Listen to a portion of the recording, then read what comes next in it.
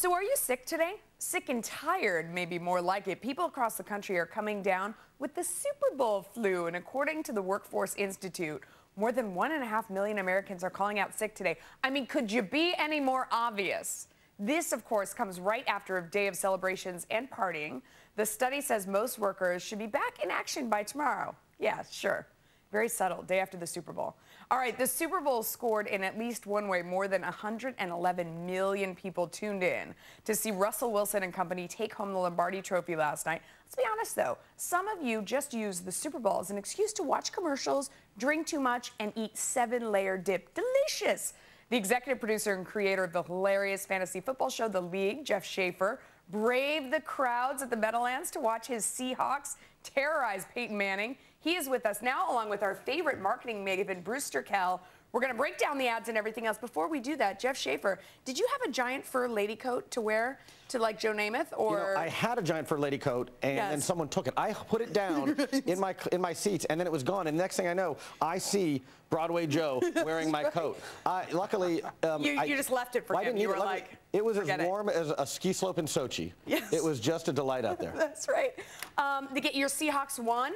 Fantastic. It was a late night. I may seem and sound as confused as Peyton Manning was yesterday. Right? No, it was a celebration for the ages. Here's the thing. Being a Seahawks fan, and I don't live in Seattle now, for years and years and years, since they started. What's your connection to Seattle? You don't have one, right? No, I grew up in Tacoma. 1976, Tacoma, my football formative years, the team started, and I always liked them. And my wife and we've been season ticket holders for 15 years. Okay. Which is always, being a Seattle season ticket holder is like being a fan of like an obscure Japanese punk band that's often not very good. Right. You'll just go, oh, really, the Seahawks? You're just being difficult to be difficult. Yes. But now it's our day. Okay, Bruce, you were out there watching the whole thing. You were rooting for the Seahawks as well, I'm sure. Yeah, right, I really cared about the Seahawks. Yes. What ad struck your fancy? What did the Tim Tebow ad?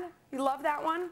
You know what I loved about Tim Tebow? Now we know two things he's not going to be doing: playing football or acting. But I thought it was brilliant that he doesn't have a contract. I mean, the guy's clearly got a sense of humor. And, I mean, it just worked out so well that the Broncos probably could have used him. I saw a great tweet. It said, "I haven't felt so bad for a Bronco since O.J. was driving one." Yes. Yes, that's true of the game. And Tim Tebow, what did you think of the ad? Well, I actually thought it was good. I thought it was funny. I enjoyed it. I thought that there were some moments in there that sort of stretched believability. And I totally believe that Tim Tebow could get to the moon, but I do not believe that he would throw a complete pass. Yes, I think you're right about that.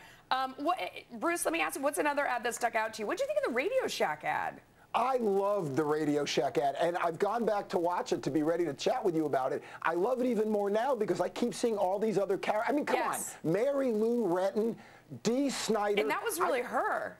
Yeah, I watched it slow. I went back and I was like, is that really her? Or did they just get someone sort of petite to hop in there in a wig? And no. Things. Yeah. Like there's Teen Wolf and there's Chucky and the Raisins. I thought it was awesome, and I hope Dee Snider made some money from that. I don't think he made any as a musician, but, you know, to bring back Twisted Sister, that took guts. I think I was on like half the shows represented there. I mean, it really, to me, it was like very disheartening because it just showed me that I was... An odd homecoming? Yes. I actually... An unwelcome homecoming, yes. Great ad. I think the message, if the message is supposed to be, hey, our store's so much cooler now, that's sort of the wrong message.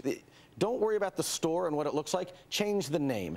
If you want to be known as a purveyor of complicated electronics, don't name yourself out of two of humanity's simpler achievements, the radio and the shack. That's right. It's like calling yourself the transistor lean-to. No one's going. That doesn't inspire confidence. I mean, Bruce, I thought it was so clever that they were harshing on their own stores that we all think are ridiculous and stuck in the, back in the 80s or even earlier than that. But Jeff makes a great point. There's sort of, I don't know, they got to change the name too. Would you tell them that? Change your name as well? Yeah, and they actually should have done it a long time ago. You might remember they used to be Tandy. They were Leather World. They had a whole bunch of stuff. They had a lot of bad names. Now they've just narrowed it down to one. But you're right. The fact that they were able to diss themselves, that was the best part. I really like that. You know, Jeff, the fan experience, was it as miserable? I mean, the ride home, all we have heard is people on the train trapped, passing out. It was so hot. You know, it was terrible. You couldn't, I mean, once you're stuck in Jersey, you can't get back. We all know what that means. I mean, that's just a lot of people don't ever come back. They're stuck eternally.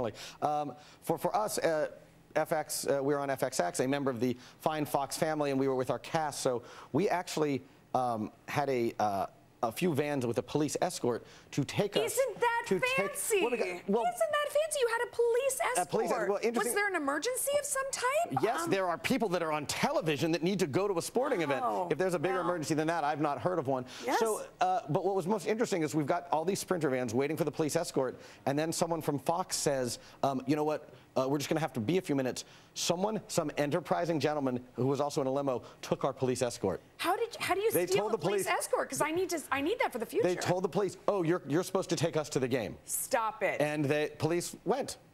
Wouldn't they then know that person's license plate and later go back and is that person in big trouble? I love that story. By the way, that person's going to be me next Super Bowl. So. Right, absolutely. Big Seinfeld alum, obviously. What did you think of the Seinfeld halftime? Where was Elaine? That was my question. Where was Elaine? Shooting Veep. Yeah. I mean, I think the genesis of this actually was originally it was going to be Larry, David, and Jerry. Yes. And then I wanted Larry, David. Once they realized, oh, we're going to do it at Monk's and actually do that, Larry said, you know what, let's put Jason in. So when Larry and Jerry wrote it, it was great to. By the way, it was great to see Newman giving a shout out to the Seahawks was a big hit. Awesome, awesome. Bruce, final takeaway from the game. Final takeaway was the bull licking his lips when the announcer said, "Hello, ladies." I know, that was awful. What a great actor that bull was. I mean, that timing was awesome. Oh my gosh, that ad really killed me. Guys, thanks so much. Coming up. Bye-bye. So much for bringing in the Super Bowl dollars. Meet the New Jersey mayor who says the NFL